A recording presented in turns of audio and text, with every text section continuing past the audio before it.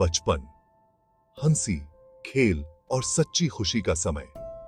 हम बच्चों को मासूमियत की निशानी मानते हैं।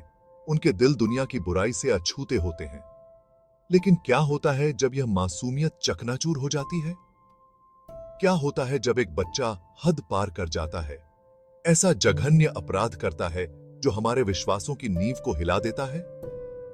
यह एक ऐसे जुर्म की कहानी है जो इतनी चौंकाने वाली, इतनी विचलित करने वाली है कि इसने एक पूरे समुदाय को मासूमियत की नाजुकता का सामना करने के लिए मजबूर कर दिया। यह कहानी हमें खुद से पूछने पर मजबूर करती है, क्या एक बच्चा सचमुच में बुरा हो सकता है? और अगर ऐसा है, तो यह हमारे बारे में क्या कहता है? हम वयस्कों के बारे में जो उनकी दुनिया को आकार देते हैं। उस मनहूस दिन सूरज खिली धूप बिखेर रहा था। शांत उपनगरीय इलाके में एक भ्रामक गर्माहट फैला रहा था। बच्चे पार्क में खेल रहे थे, उनकी हंसी हवा में गूंज रही थी, जबकि माता पिता आपस में बातें कर रहे थे, दोपहर की शांति का आनंद ले रहे थे। जो होने वाला था उसके लिए उन्हें कुछ भी तैयार नहीं कर सका। जंगल की आग की तरह खबर फैल गई। एक बच्चा मुश्किल से स्कूल जाने लायक स्थानीय खेल के मैदान के पास बेजान पाया गया।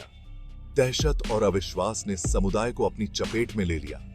माता पिता ने अपने बच्चों को कसकर पकड़ लिया। उनके दिल डर और खौफ के मिश्रण से धड़क रहे थे। उनके सुरक्षित आश्रय में ऐसी त्रासदी कैसे घट सकती है?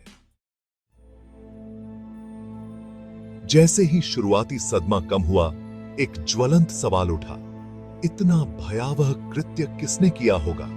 उंगलियां हर दिशा में इशारा कर रही थीं। डर और संदेह से भरी अफवाहें जंगल की आग की तरह फैल गईं। कभी शांतिपूर्ण रहा पड़ोस अब संदेह की आग में जल रहा था। पुलिस जांच शुरू हुई, एक विस्तृत जाल बिछाया गया। हर निवासी एक संभावित संदिग्ध बन गया। जांचकर्ताओं द्वारा सुराग की तलाश में उनका जीवन उलट गया। हर गुजरते दिन के साथ दबाव बढ़ता गया। अनसुलझे अपराध का भार समुदाय पर दबाव बना रहा था।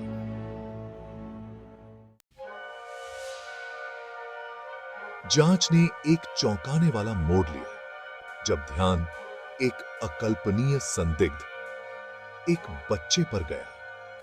एक खेल का साथी, कोई ऐसा व्यक्ति जिसे जीवन नष्ट करने के बजाय रेत के महल बनाने चाहिए थे। सच्चाई सामने आते ही समुदाय दहशत में देखता रहा। उनकी सबसे बड़ी आशंकाओं की पुष्टि हो गई। सबूत अकाट्य थे। विवरण सुनाने के लिए बहुत क्रूर, क्रोध और हिंसा की एक भयावह तस्वीर पेश करते हैं। अपराधी की कम उम्र ने ही आतंक को बढ़ा दिया, जिससे हर कोई एक ही परेशान करने वाले सवाल से जूझ रहा था, एक बच्चा इस तरह के कृत्य में कैसे सक्षम हो सकता है? भाग 5, न्याय या उसकी कमी। वयस्क अपराधियों के लिए डिजाइन की गई कानूनी प्रणाली स्थिति की भयावहता को समझने के लिए संघर्ष कर रही थी। अपराधी की कम उम्र ने एक अनोखी चुनौती पेश की, जवाबदेही और पुनर्वास के बीच की रेखाओं को धुंधला कर दिया। मुकदमा, अगर इसे कहा भी जा सकता है, तो एक निराशाजनक मामला था। फैसला जब अंततः आया तो मिश्रित प्रतिक्रियाओं से मिला। कुछ लोगों ने महसूस किया कि यह बहुत उदार था, पीड़ित और उनके शोकग्रस्त परिवार के लिए न्याय का गर्भपात। दूसरों ने इतने छोटे व्यक्ति को दंडित करने के नैतिक निहितार्थों से जूझते हुए, कोई ऐसा व्यक्ति जो अपने कार्यों की गंभीरता को पूरी तरह से नहीं समझ पाया होगा। भाग 6, समुदाय पर दाग। उस भयावह घटना के निशान गहरे तक चले गए। सुर्खियों के फीके पड़ने और अदालत के कमरे के खाली होने के लंबे समय बाद तक समुदाय, जो कभी शांति और सुरक्षा का प्रतीक था, हमेशा के लिए बदल गया। बच्चों की हंसी में अब बेचैनी की झलक थी, सतह के नीचे छिपे अंधेरे की याद दिलाती है। विश्वास, जो कभी उनके अस्तित्व की आधारशिला था, चकनाचूर हो गया था। पड़ोसी, जो कभी दोस्ताना मुस्कान साझा करते थे, अब एक दूसरे को शक की निगाहों से देखते थे। अकल्पनीय से प्रेतवाधित माता पिता अपने बच्चों के प्रति अपने प्यार को इस ज्ञान के साथ समेटने के लिए संघर्ष करते थे कि सबसे निर्दोष चेहरे भी काले रहस्य छिपा सकते हैं। भाग 7 खामोशी का बोझ।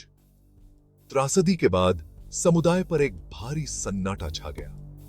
अकथनीय कृत्य एक वर्जित विषय बन गया, जिसके बारे में धीमी आवाज में फुसफुसाया गया, लेकिन शायद ही कभी खुलकर चर्चा की गई।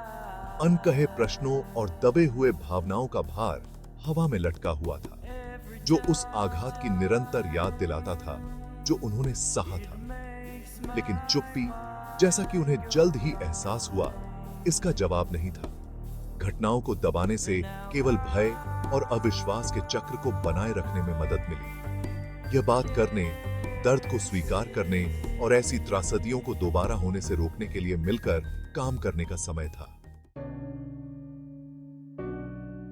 भाग 8 कमजोरों की रक्षा करना। यह दुखद कहानी बचपन की मासूमियत की नाजुकता की स्टाक याद दिलाती है। यह हमें इस असहज वास्तविकता का सामना करने के लिए मजबूर करता है कि अंधेरा सबसे अप्रत्याशित जगहों पर प्रकट हो सकता है। यह खुले संचार की महत्वपूर्ण आवश्यकता पर प्रकाश डालता है, ऐसे सुरक्षित स्थान बनाने के लिए जहां बच्चे अपनी भावनाओं को व्यक्त कर सकें और निर्णय के डर के बिना मदद मांग सकें। हमें न केवल बच्चों को दुनिया से बचाने के लिए, बल्कि उनके अपने दिल और दिमाग के भीतर की जटिलताओं को समझने के लिए भी सतर्क रहना चाहिए।